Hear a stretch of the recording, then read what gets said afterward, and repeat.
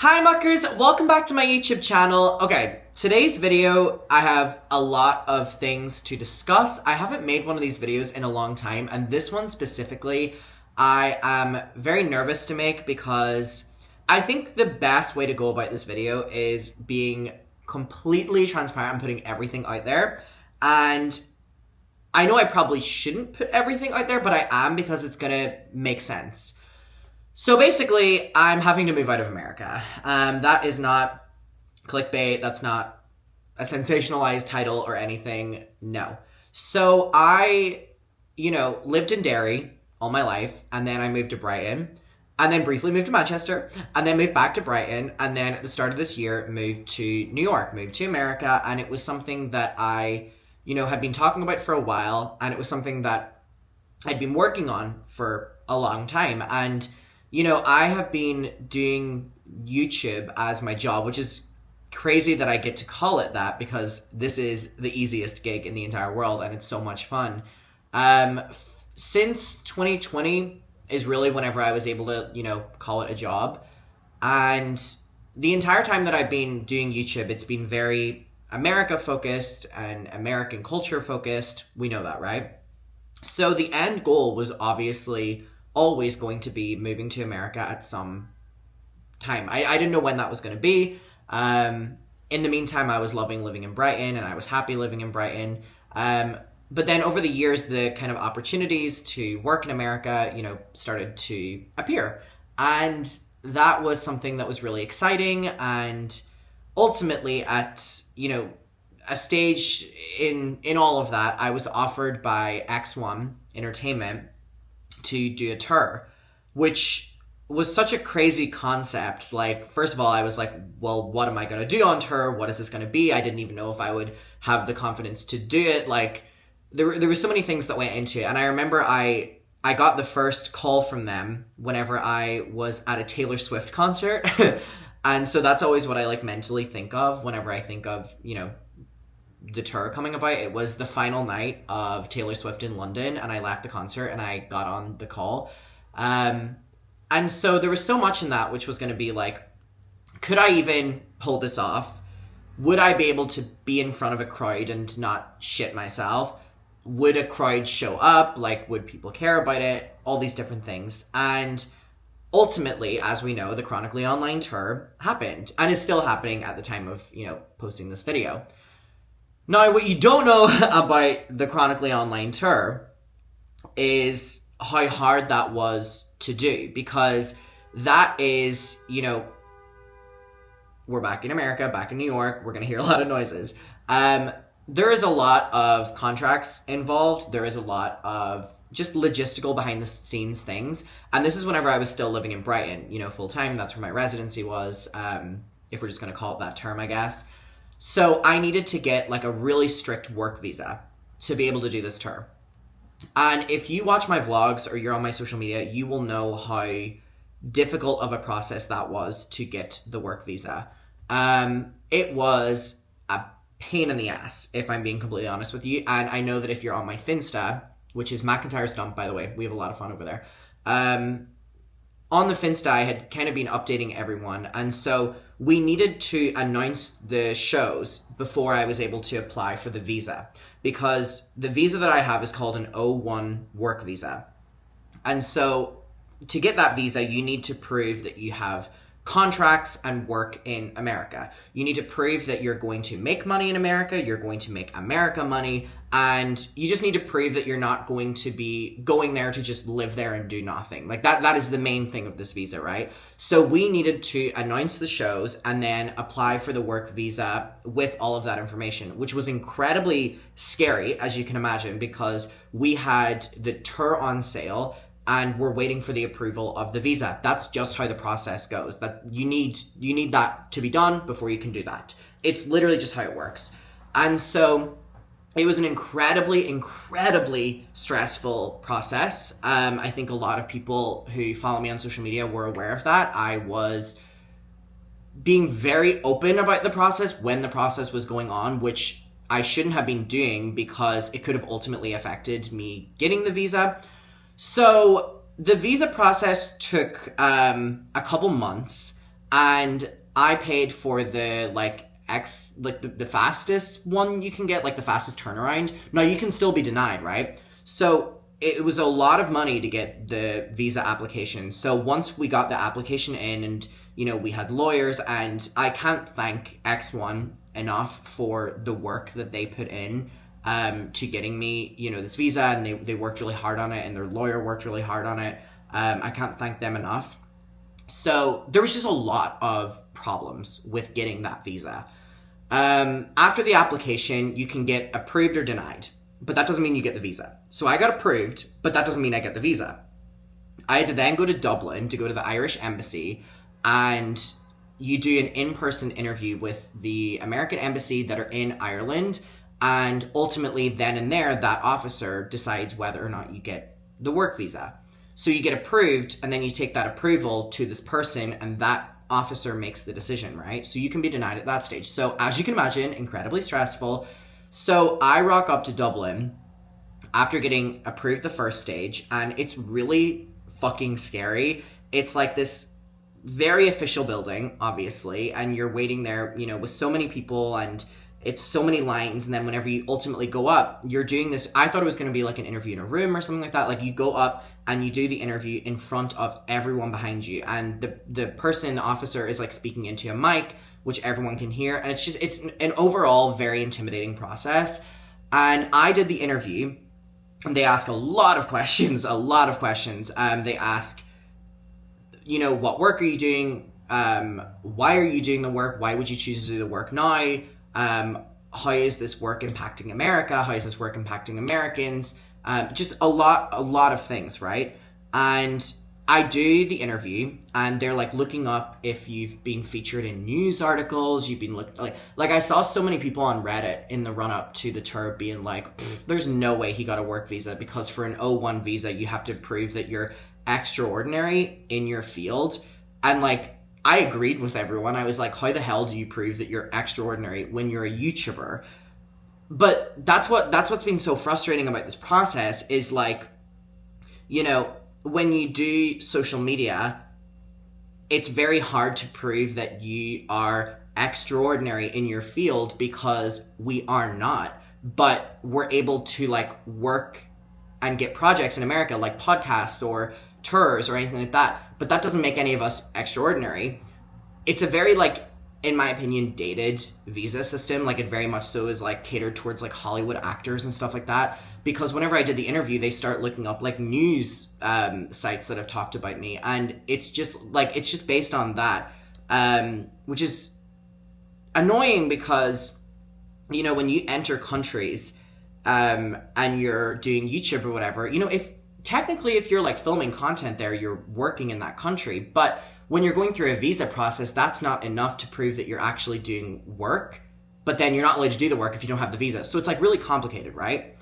So ultimately, I get approved the visa from the officer after 5 to 10 minutes of an interview in front of everyone, shitting myself. And then he takes my passport, and because I've traveled quite a bit, he said that I had too much wear and tear on my passport, which is so weird because I used that passport to travel that entire year. I used it to travel to Dublin. I used it to travel to America. Like, I've never been, there's never been a problem with my passport. So I got denied the visa because of my passport being worn and torn, which it wasn't. So then I, was like, shit, I need to get this visa. I go and get a new passport, emergency passport. It was a lot of money to get an emergency passport. And then I go back to the visa, and then I do another interview. And then ultimately I had to send my passport away, and I didn't know if I was going to get it stamped or not, because you get a visa stamp. So I then went back to Brighton, I went back to Brighton, and then a couple weeks later I went back to Dublin, and I went to see if my passport was there, and ultimately I had gotten the visa and I got the stamp. The O1 visa, can be 3 years, and it needs to be installments of renewals. So I have the visa until July. I think the end of July, right? That's like my work visa. And that makes sense because I have the Chronically Online tour in, April. I actually don't even know the dates because there's been so much going on. I know it starts very soon. we have Nashville on the 22nd, Philly on the 23rd, Washington 24th, Boston 27th, Minneapolis on the 6th of May, Detroit 7th, Chicago 8th, Orlando 18th, Houston 20th, Atlanta 21st, Phoenix 29th. We were going to be doing Vegas on the 31st, but unfortunately, we didn't move enough tickets for it to be worth it. And obviously, there is a company behind this, X1, so ultimately, they made the decision to pull the plug on that show. So sorry to anyone in Vegas, that show is not happening. But then we're doing San Diego on the 1st of June, and then San Francisco on the 8th of July, right? So that makes sense with having the visa until the end of July because it's all that work, blah, yada, yada, yada. So I have the visa for like a couple months, but it can ultimately be 3 years. But you need to apply for a renewal every single time within that. Now, the problem that I'm facing right now is I moved to New York, I moved to America at the start of the year to be able to, if we're going to speak technically, fulfill my work obligations under the work visa. Because you get sponsored by a company, and then you do the work for that company, and then it's basically like, get the fuck out of the country. You are no longer allowed to work here. Fair. So, the problem I'm facing is X1 are just the tour company, right? They did the tour. I'm super grateful for them. My tour manager, Mark, literally the hardest worker in the entire world. First leg has gone so well. I've had so much fun meeting all the muckers, but Mark is like behind the scenes. Mark just does fucking everything and more, and I'm so grateful for them. And the other people that work at X1 are they're really hard workers, and they've pulled off a lot within a very short period of time, and they take good care of me, and I'm grateful for that. And I can't wait to do the remaining, shows on the Chronically Online tour.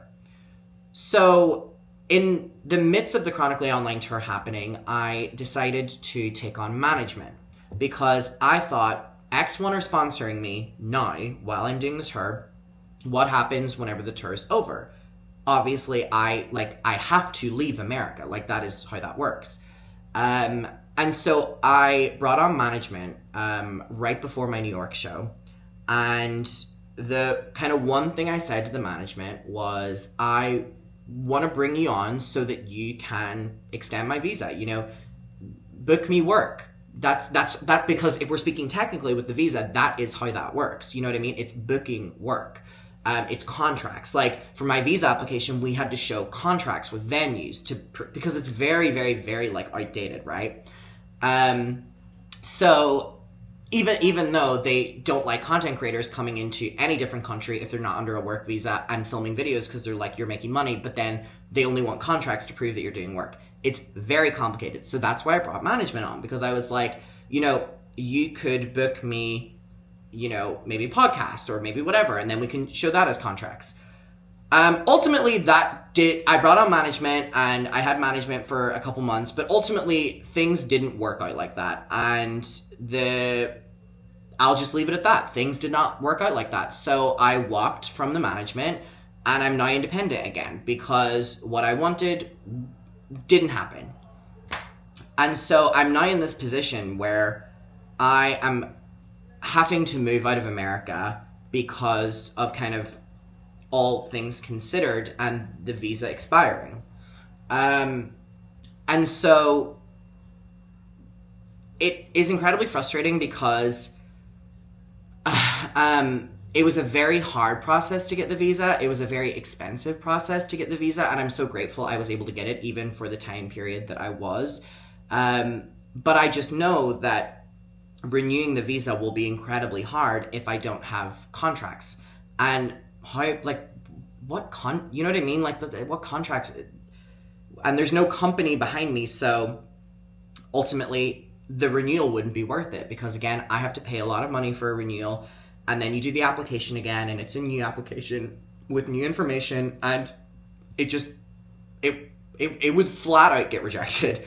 And another thing is, it is growing increasingly difficult to get in and out of America with my visa. I, flew in from Dublin yesterday, and there's a lot more questions that are getting asked, and there's a lot more layers to getting into America that once wasn't there from the perspective of coming in under a visa.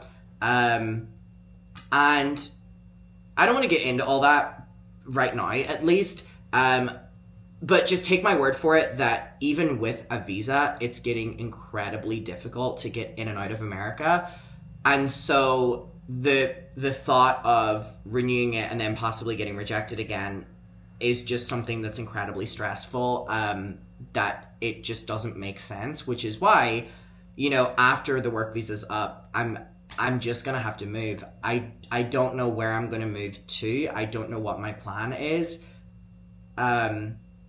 A lot is really just uncertain and up in the air right now. And I know it is for a lot of people, so I don't want to be, you know, too self-absorbed in this moment, but I do just want to say that I am, like, incredibly stressed right now because I don't know where I'm going to be living in a couple months. And it's like I finish up in San Francisco, and I'm going to talk about something else in a second here, but after that, it's like I do not know what to do. You know, I gave up my apartment in Brighton. I moved out of that because of moving here, and then, you know, the challenges that are now faced with this, you know, I'm going to have to move out of here, and it's like I don't know what to do. I don't know. I don't know where I'm going to be living. I don't know where to even look for apartments. There's just a lot. And I'm trying not to think about it because I want to focus on the now. I want to focus on, you know, the things that are still happening while I'm here, which is, you know, the Chronically Online tour and all the rest. So yeah, I'm moving out.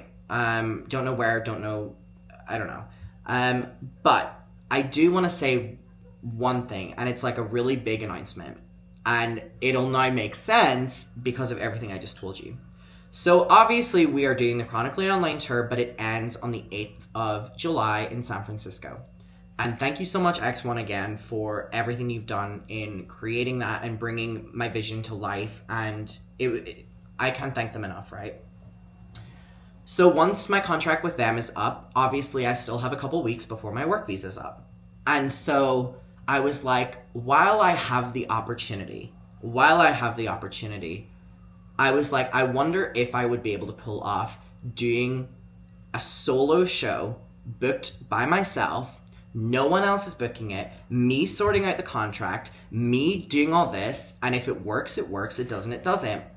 And I was able to pull it off. And I just want to formally announce that on July 11th, I'm going to be doing a solo show, completely different show than the Chronically Online tour, in New York City, in the venue that we opened the Chronically Online tour, in Roulette, July 11th. I have booked it independently, and because I've booked it independently, it's called, by the way, it's called the Tortured Muckers Department. I've been working really, really, really hard on the branding and stuff of it. So it's going to be one night only in New York City. I have booked everything myself, and because I've booked everything myself, first of all, I didn't think I was going to enjoy doing shows as much as I did, but oh my god, the crowds are so much fun, and like meeting and connecting with muckers and having us all in one room just feels like this weird safe space of like, it just is so great. And if anyone has been to a show, like, you'll understand it, because we all talk about it at like the meet and greet and stuff like that, or even just online. So I was like, I want to do one more before I'm out. Like, if I can pull off anything, I just want to do one more, completely different, before I'm out. And before I'm out, and then, you know what, I'll be out.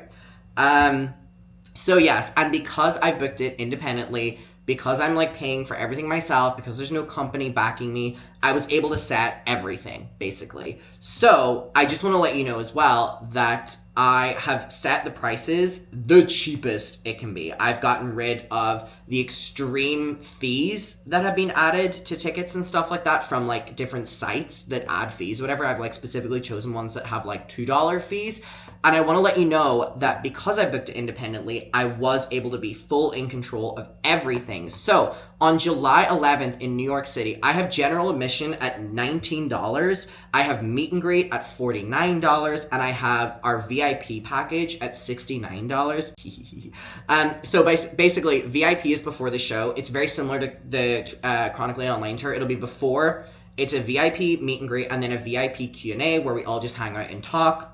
That's before the show. The numbers on it are a little bit lower than the ones that were available on the Chronically because I've split more general admission tickets for this show because I just want it to be as affordable and accessible to everyone. And I know that New York City is my #1 audience on YouTube, that it just makes sense. So again, I want to be completely transparent that I have set everything the cheapest as possible because again, all I really care about here is muckers being able to experience like one last time, us like meeting each other like one last time, having one last little kiki. So I was able to kind of split the ticket ratios and stuff and basically have general admission at $19. Now, I promise you that is the cheapest I'm able to get that, and I'm losing money basically with that, but it doesn't matter because it's my one last time to just have fun. New York City, same venue. So if you're in New York City on July 11th, this is the last time before I leave. And it is $19 for general admission, meet and greet, which is after the show, for $49, and the VIP for $69, which is before the show. And also, that was a loud lock. Also, for the Chronically Online tour, all tickets right now are 25% off. Thankfully, X1, they listened to me whenever I was like, can we please put a discount on these tickets? And they said yes. So we have 25% off all tickets, literally every ticket tier for the Chronically Online tour. Thank you, X1, for putting a discount on because I know they don't like, doing all that. So thank you, X1. So again, we have 25% off every single ticket for the remaining Chronically Online tour dates. Every single one, 25% with the code DIVINE. And the New York show, July 11th, which is on sale right now, by the way. It's on sale right now. I don't know if I said that. $19 for general admission, meet and greet for $49, and VIP for $69. I have that at the cheapest I was able to get it because, again, this specific New York show is not about making money. It literally is just about having fun one last time. I am leaving America right after that show happens, so I just wanted to have fun. I wanted us to be able to do this one last time with a completely different show. So if you're in any of the places that I'm doing upcoming shows, I fear this is it. And I don't know where I'm moving, like I said, after this, but I hope I added a little bit of context with kind of the way everything works, so like the visa and stuff. It's a little bit of, a stressful situation, but again, we are living in times that are way more stressful than what I'm going through right now, and I'm really grateful for being able to have the experience of what I've had this year. Muckers that I've met on tour and stuff like that so far, we have kikied the fuck. If this New York one night only does well, maybe I'll attempt to quickly add some other ones before. I do not know. Everything is up in the air. But all I know is I'm out of this bitch in July. I've had fun for the time I've been here. I'm really sad that I'm leaving, but it is what it is. I can't thank the muckers enough for literally giving me the opportunity to be here while I've been here. And yeah, you know what? I'm going to have, fun on the remaining Chronically Online tour dates. It's been really fun so far. And that one night only in New York, July 11th, if you're able to come, please come. I've booked it independently and there's no company behind it. It's all me. So I'm really nervous. I don't know if it's going to, if it doesn't work, it doesn't work. But if you're able to come, I would love, love, love to meet you all for one last hurrah in New York City. So again, that is the Tortured Muckers Department, New York City, July 11th. Tickets are on sale right now. And if you want to come to the Chronically Online tour, we have 25% off all tickets using the code DIVINE. And yeah, guess I've got to start thinking where I'm going to move to next. I did just want to give you a little update, and I appreciate you hearing me out. I'm sorry if I've disappointed anyone, because I know a lot of people were really excited about me being out here. But life is what it is, and you move with it. And I hope you're all doing very well, and goodbye.